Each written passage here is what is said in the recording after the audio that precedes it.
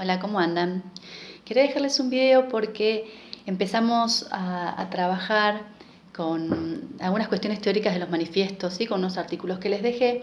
Y quería leerles un poema, que es un manifiesto de Vicente Huidobro, que es un poeta chileno, el gran poeta de las vanguardias chilenas, que escribió uno de sus famosos poemarios, es Altazor, en donde cada vez más, ¿se acuerdan que yo les decía que lo que busca la vanguardia es alejarse del realismo, ¿sí? Como escuela literaria? El realismo que buscaba, ¿no? Hay una frase del realismo que es que el texto, la novela, el cuento debe ser como un vidrio, ¿sí? Un vidrio en el que la gente al leer la novela pareciera que estuviese viendo la realidad, que no se diera cuenta, que no pareciera que estuviese leyendo una novela. En cambio, la vanguardia, justamente la vanguardia toma esa frase del realismo y dice, no, nosotros lo que queremos es opacar el vidrio, que el lector se dé cuenta que está leyendo una obra artística, ¿sí? Que hay un manejo del lenguaje. Vicente Huidobro es uno de los fundadores de un movimiento, de uno de los grandes sismos. ¿Se acuerdan que decíamos, por ejemplo, el surrealismo, el ultraísmo que lo va a tomar Borges de España, ¿no? El dadaísmo, el impresionismo en pintura, el cubismo en pintura? Huidobro es el padre de un movimiento que acá en Latinoamérica que fue el creacionismo. ¿Qué buscaba el creacionismo? Que en el poema se creara un mundo, ¿sí? Que en el poema se pudiese identificar algo propio del autor que no tuviese nada que ver con la realidad, ¿sí? Que se crease belleza. Se hablaba del poema puro, una poesía pura. Pura en tanto y en cuanto solamente se bastara del lenguaje para crear. No de la mímesis, ¿sí? Mímesis es imitación, no de la mímesis realista, no de imitar a la realidad, ¿sí? Sino de crear un mundo nuevo. Entonces, teniendo en cuenta esto, digo porque la poesía pura, porque después se va a enfrentar a Neruda en su último tiempo, ¿sí? Porque Neruda pasó por muchas etapas. En su último tiempo funda lo que se llama una poesía impura. ¿Por qué una poesía impura? En contra de esta poesía de Huidobro, que es una poesía ensimismada, de juego con el lenguaje, de creación de belleza. La poesía impura de Neruda era una poesía comprometida con la realidad. Entonces, pues, Neruda dice, la poesía, el poeta es un trabajador más, tiene que ensuciarse y cantar lo que ve, comprometido con el mundo. Digo porque esto también lo vimos en Boedo y Florida, ¿sí? Son estas dos vertientes, ¿sí? Oscilaciones de la vanguardia, vamos a decir las vanguardias. Son diferentes puntos de vista. Una vanguardia ensimismada, ¿sí? Que canta al lenguaje y a la belleza, y una vanguardia más comprometida, ¿sí? Con una mirada sobre la realidad, que también va a jugar con el lenguaje, no va a seguir al realismo. Yo le digo, hay un realismo crítico, no es que va a seguir al realismo en las formas de escritura. Cuando vemos a Puig, si a nosotros nos parece tan novedoso, porque hoy en día vemos un montón de textos con tipos textuales cruzados, películas y demás, pero piensen la ruptura que hace Puig, ¿sí? En contra de la ruptura en relación a la novela monológica de un narrador omnisciente que domina y que te describe. Las novelas realistas suelen ser tediosas para el lector, ¿sí? Porque tienen, salvo las novelas realistas más modernas, pero digo decimonónicas, ¿no? Donde surge el movimiento en el siglo XIX. Con el nacimiento de la burguesía. La novela realista es justamente la novela de la burguesía. Entonces piensen en eso. Piensen en ese narrador que te cuenta, que te describe los personajes, que no permite que el lector construya nada. Tenés un mundo y un camino y el narrador te lo va mostrando. Un autor muy controlador. En cambio, estas novelas como la de Puig, de las vanguardias, rompen con eso. Vos construís. No hay una voz narradora que te guíe, que te dé seguridad. No, es un mundo fragmentado, ¿sí? De múltiples discursos, que le podés entrar por muchos lados, y el autor lo que hace es mostrarte eso. Hay otros autores distintos, pero la idea es que vos entiendas que eso es un artificio, ¿sí? Es una creación artística, no es la realidad. Entonces yo quería leerles un poema que cumple las funciones de manifiesto, porque los manifiestos, hay manifiestos que vamos a leer, que también son artísticos, porque hay un trabajo con el lenguaje, y hay poemas y artes poéticas, se llamaron, que cumplen la función de un manifiesto, es decir, de establecer las bases de mi movimiento.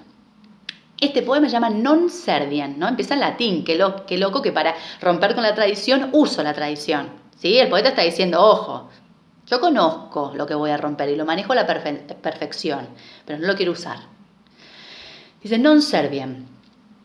He aquí que una buena mañana Después de una noche de preciosos sueños y delicadas pesadillas, el poeta se levanta y grita a la madre natura, non serviam. Con toda la fuerza de sus pulmones, un eco traductor y optimista repite en las lejanías, no te serviré. La madre natura iba ya a fulminar al joven poeta rebelde, cuando éste, quitándose el sombrero y haciendo un gracioso gesto, exclamó, eres una viejecita encantadora.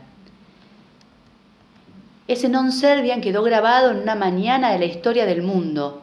No era un grito caprichoso, no era un acto de rebeldía superficial, era el resultado de toda una evolución, la suma de múltiples experiencias. El poeta, en plena conciencia de su pasado y de su futuro, lanzaba al mundo la declaración de su independencia frente a la naturaleza. Ya no quiere servirla más en calidad de esclavo. El poeta dice a sus hermanos, hasta ahora no hemos hecho otra cosa que imitar al mundo en sus aspectos, no hemos creado nada.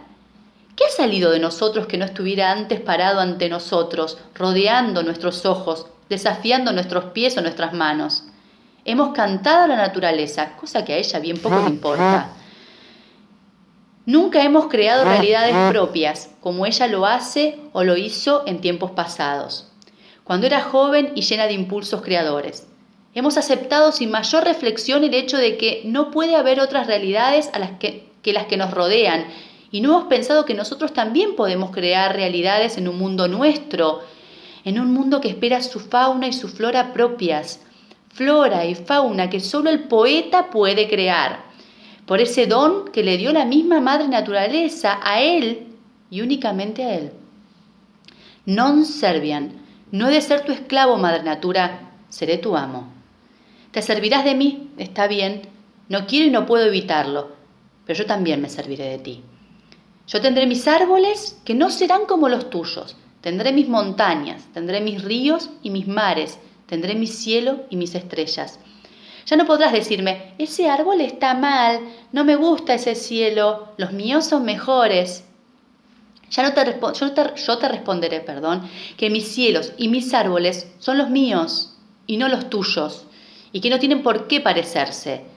Ya no podrás aplastar a nadie con tus pretensiones exageradas de vieja chocha y regalona. Ya nos escapamos de tu trampa. Adiós, viejecita encantadora. Adiós, madre y madrastra. No reniego ni te maldigo por los años de esclavitud a tu servicio. Ellos fueron la más preciosa enseñanza. Lo único que deseo es no olvidar nunca tus lecciones, pero ya tengo edad para andar solo por estos mundos, por los tuyos y por los míos. Una nueva era comienza. Al abrir sus puertas de jaspe, hinco una rodilla en tierra y te saludo muy respetuosamente. Se ve muy clara la metáfora, ¿no? Hay algunas palabras claves. El joven poeta, ¿sí? Porque la tradición es la vejez a la que hay que superar, eran poetas jóvenes. Una mañana, no siempre el comienzo de la era es el amanecer, ¿sí? Metafóricamente la decadencia es el anochecer.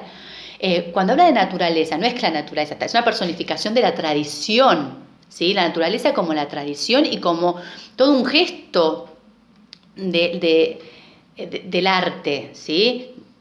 Hasta acá llegamos, aprendí, me sirvió, me hizo acordar cuando teníamos plástica o artística en la escuela, ¿no? O cuando a un niño le decís, no, ¿por qué pintaste el cielo de verde si el cielo es azul?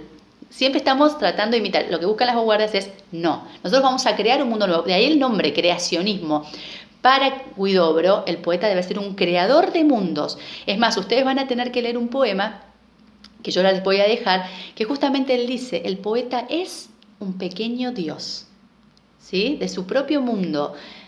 Yo conozco la tradición, dice, fue una gran enseñanza, pero hasta acá llegamos. Lo único que hicimos hasta ahora fue imitarte. Ahora es momento de crear.